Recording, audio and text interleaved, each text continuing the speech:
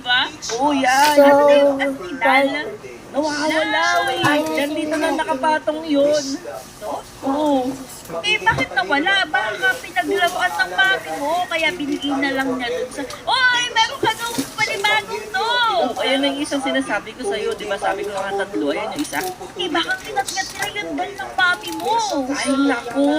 Naku, kumandi ang mga yan. Hindi nila basta-basta pwedeng ngat-ngatin yun. Magagalitan sila ng mami ko. Pero dito ko lang talaga nakita yun. Eh, baka naman niloloko mo lang ako, Titi. Gusto mo lang makipaglaro sa akin dito sa bahay, no? Wala ka lang dito kalaro, kaya sinama mo ako, no? Wala talagang dal.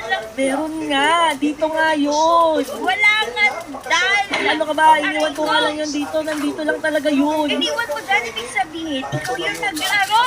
Hindi ko nga nilaro. No. Ayan. Ito na Barbie. Yay! Hindi ko nga nilaro. Sabi ko, nandito ko lang nakita yun. Bakit wala? Oh, hindi ko rin alam. Ano naman kaya mapupunta sa inyo? Dito, bigla na lang dito sa mga una, maasim yung isang palak na pagod. ganyan. Tapos kapag tumagal, parang ano siya. Kaya Nakita ko yun. tumagal. Nagsabi. Anong pangalan? Dali, sisigaw ko dito. Baka naglalakad yun. Ha? Hindi naman naglalakad ng Naglalakad yun. Hindi. Ang pangalan nun, Annabelle. Oh,